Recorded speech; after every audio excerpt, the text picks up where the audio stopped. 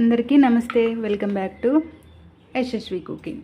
ఈరోజు మన వీడియోలో మీకోసం మళ్ళీ బొబ్బరి పప్పు గారెలు కొంచెం డిఫరెంట్గా, టేస్టీగా, ఈజీగా, తక్కువ టైంలో ఆయిల్ అనేది ఎక్కువ పీల్చుకోకుండా తక్కువ ఆయిల్తో ఎక్కువ గారెలు వచ్చే విధంగా ఈ వీడియోలో చూపించాను. వీడియో స్కిప్ చేయకుండా ఒకసారి మీరు ఫుల్ వీడియో చూడండి, ట్రై చేయండి.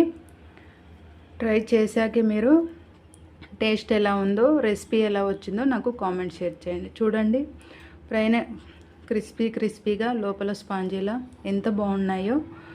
ఇలాంటి గారెలు మీకు రావాలి అంటే వీడియో స్కిప్ చేయకుండా ఫస్ట్ ఫుల్ వీడియో చూడండి. ప్రత్యేకంగా నేను ఈ రెసిపీ కొంచెం డిఫరెంట్గా మీకోసమే ప్రిపేర్ చేశాను. ఒక్కసారి మీరు ఫుల్ వీడియో చూసి ఈ రెసిపీ తప్పకుండా ట్రై చేయండి. నేను ఈ గారెలు టేస్ట్ చేశాకే చెప్తున్నాను. టేస్ట్ మాత్రం అసలు చాలా బాగుంది. మీరు కూడా ఒకసారి ట్రై చేయండి. ట్రై చేస్తేనే గారెలు ఎలా ఉన్నాయో తెలుస్తుంది. లేట్ చేయకుండా ఇప్పుడు ఈ గారెలు టేస్టీ గారెలు ఎలా తయారు చేసుకోవాలో ఇప్పుడు తయారీ విధానంలోకి వెళ్దాం. బొబ్బరి పప్పు గారెల కోసం ఒక మిక్సింగ్ బౌల్ తీసుకోవాలి. ఇప్పుడు ఈ మిక్సింగ్ బౌల్లో 1 కప్పు వరకు బొబ్బరి పప్పు వేసుకోండి. ఇప్పుడు ఈ పప్పును మీరు 2 టైమ్స్ వాటర్తో శుభ్రంగా డస్ట్ అనేది లేకుండా క్లీన్ చేసుకోవాలి. ఇప్పుడు మనం నిండుగా వాటర్ వేసుకొని క్లీన్ చేసుకుందాం. ఈ విధంగానే మీరు 2 టైమ్స్ వాటర్లో క్లీన్ చేసుకొని మళ్ళీ నిండుగా వాటర్ వేసుకొని పక్కన పెట్టుకోవాలి. 2 టైమ్స్ వాటర్తో క్లీన్ చేసుకున్న తర్వాత ఇప్పుడు మనం నిండుగా వాటర్ వేసుకొని ఒక 6 గంటల వరకు పక్కన పెట్టుకోండి. పప్పు మనకి ఎంత ఎక్కువగా నానితే ఈ పప్పు గారెలు అనేవి అంత క్రిస్పీగా వస్తాయి. కాబట్టి ఒక 6 గంటల వరకు మీరు మూత అనేది వేసుకొని ఒక 6 గంటలు పక్కన పెట్టుకోండి. 6 గంటల తర్వాత చూద్దాము. చూడండి, 6 అవర్ తర్వాత మనకు పప్పు అనేది వాటర్లో ఈ విధంగా నాని ఉంటుంది. ఇప్పుడు ఈ పప్పులో ఉన్న వాటర్ని పూర్తిగా తీసేయండి. పప్పులో ఉన్న వాటర్ మనకి యూజ్ అవ్వవు కాబట్టి ఆ వాటర్ని నీళ్ళు లేకుండా వాటర్ మొత్తాన్ని పడబోయాలి. ఇప్పుడు వాటర్ అంతా తీసేసిన తర్వాత ఇప్పుడు మిక్సీ జార్ తీసుకొని వాటర్ లేకుండా ఈ పప్పును మిక్సీ జార్లోకి వేసుకోండి. పప్పు మొత్తాన్ని మిక్సీ జార్లోకి వేసుకొని మరీ మెత్తగా కాకుండా కొంచెం పప్పు చిన్న ముక్కలు పప్పు ఉండే విధంగా గ్రైండ్ చేసుకోవాలి. పప్పు మొత్తాన్ని వేసుకున్న తర్వాత ఇప్పుడు మూత వేసుకొని మెత్తగా కాకుండా కొంచెం పప్పు ఉండే విధంగా గ్రైండ్ చేసుకోండి. మనం మిక్సీ పట్టిన తర్వాత చూడండి, బొబ్బరి పప్పు మెత్తగా కాకుండా చూడండి ఈ విధంగా అక్కడక్కడ కొంచెం పప్పు ఉండే విధంగా గ్రైండ్ చేసుకోవాలి.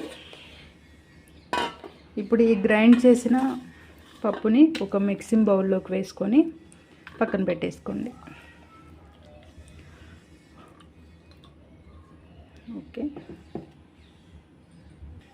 తర్వాత అదే మిక్సీ జార్లో 2 లేదా 3 రెబ్బల కరివేపాకు, అలాగే 4 పచ్చిమిర్చి మరియు పొట్టు తీసినవి వెల్లుల్లి రెబ్బలు 8 నుంచి 10 వరకు వేసుకోండి. మరియు 1 టీ స్పూన్ వరకు జీలకర్ర. ఈ పదార్థాలు వేసుకున్న తర్వాత మూత పెట్టుకొని మెత్తని పేస్టులా గ్రైండ్ చేసుకోవాలి. పచ్చిమిర్చి, కరివేపాకు, జీలకర్ర, వెల్లుల్లి ఈ విధంగా గ్రైండ్ చేసుకున్న తర్వాత ఇప్పుడు ఈ మిశ్రమాన్ని మనం ముందుగా గ్రైండ్ చేసి పెట్టుకున్న బొబ్బరిపప్పు పిండిలో వేసుకొని పక్కన పెట్టుకోండి. జీలకర్ర, పచ్చిమిర్చి, వెల్లుల్లి, కరివేపాకు పేస్ట్తో పాటు ఒక పెద్ద సైజు ఆనియన్, పెద్ద సైజు ఉల్లిపాయ ఈ విధంగా చాలా మీకు వీలైనంత సన్నగా కట్ చేసుకొని వేసుకోండి. అలాగే కొత్తిమీర, ఒక పెద్ద సైజు ఆనియన్ సన్నగా కట్ చేసుకొని వేసుకోవాలి. అలాగే ఇందులో మీ రుచికి తగ్గట్టు 1 టీ స్పూన్ వరకు సాల్ట్ వేసుకొని ఒకసారి అంతా కలిసేలా చేతితో లేదా గరిటెతోని కలుపుకోండి. మీరు ఈ మిశ్రమాన్ని కలుపుకునే ప్రాసెస్లో మీరు సాల్ట్ అనేది ఒకసారి టేస్ట్ చేయొచ్చు. సాల్ట్ ఒకవేళ సరిపోకపోతే మీ రుచికి తగ్గట్టు సాల్ట్ యాడ్ చేసుకొని కలుపుకొని మూత వేసుకొని పక్కన పెట్టుకోండి. తర్వాత మీకు గారెలు వేసుకునే ఈజీ ప్రాసెస్ చెప్తున్నాను. మీకు చేతితో వేయడం రాకపోతే ఒక ఆయిల్ కవర్ లేదా పాల ప్యాకెట్ కవర్ అయినా పర్లేదు. ఈ విధంగా శుభ్రంగా క్లీన్ చేసుకొని ఉంచుకొని ఇప్పుడు ఒక గిన్నెలో వాటర్ తీసుకోండి.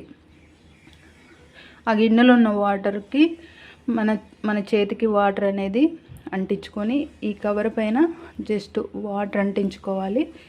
దీనిపై నిమ్మకాయ సైజ్ అంతా బొబ్బరి పిండిని తీసుకొని చూడండి, పెద్ద నిమ్మకాయ సైజ్ అంత పిండి తీసుకొని దాన్ని ఈ విధంగా ఒత్తుకోవాలి.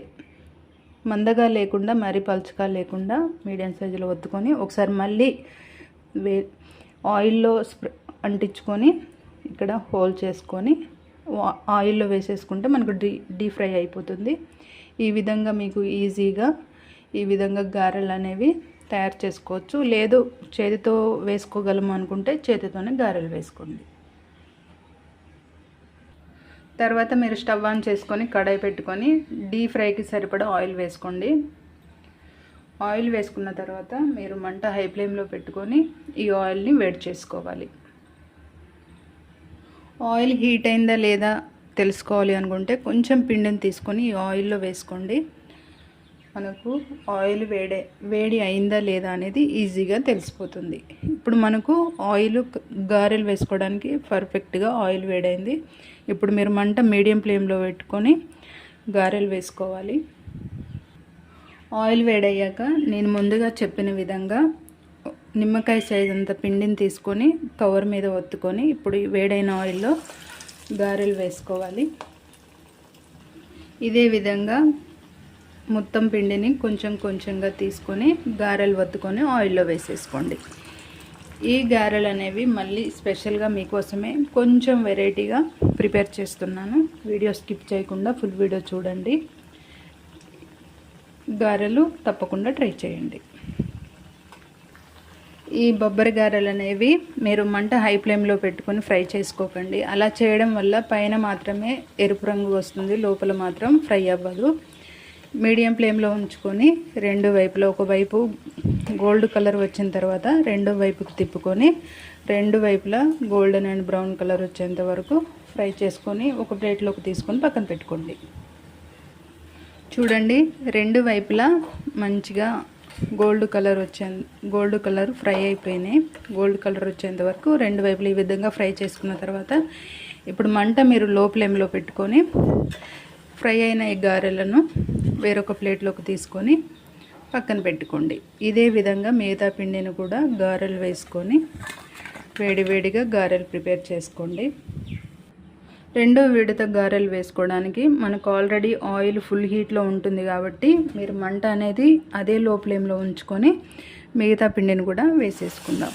గారెలు అన్నీ వేసుకున్న తర్వాత అప్పుడు మీడియం ఫ్లేమ్లో ఉంచుకొని గారెలు రెండు వైపులు ఫ్రై చేసుకోండి. రెండోసారి వేసుకున్న గారెలు కూడా రెడీ. ఇప్పుడు మీరు మంట లో ఫ్లేమ్లో పెట్టుకొని ఇవి ఇప్పుడు వేరొక ప్లేట్లోకి తీసుకొని పక్కన పెట్టుకోవాలి. ఇప్పుడు మనం ఆయిల్ నుంచి తీసుకున్న గారెల్ని ప్లేట్లోకి వేసుకొని పక్కన పెట్టుకుందాం. ఫైనల్గా మనకు వేడి వేడి బొబ్బరిపప్పు గారెలు రెడీ.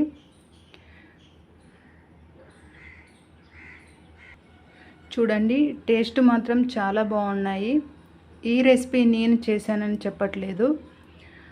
మీకు కనుక డౌట్ ఉంటే వీడియో స్కిప్ చేయకుండా ఫుల్ వీడియో చూసి ఈ రెసిపీ ట్రై చేయండి. ట్రై చేశాకే టేస్ట్ ఎలా ఉందో నాకు కామెంట్ షేర్ చేయండి. టేస్ట్ మాత్రం చాలా బాగుంది. మీరు ఒక్కసారి ఈ వీడియోలో చూపించిన విధంగా ఈ గారెలు అనేవి మీరు చేసుకొని తింటే మళ్ళీ మళ్ళీ ఇదే విధంగా మీరు గారెలు అనేవి ప్రిపేర్ చేసుకొని తింటారు. అందుకు మీరు వీడియో స్కిప్ చేయకుండా ఫుల్ వీడియో చూసి రెసిపీ ట్రై చేయండి. ఈ రెసిపీ వీడియో మీకు నచ్చితే ఒక లైక్ చేయండి, అలాగే మీ ఫ్యామిలీ అండ్ ఫ్రెండ్స్కి షేర్ చేయండి. And thank you for watching. Please subscribe me.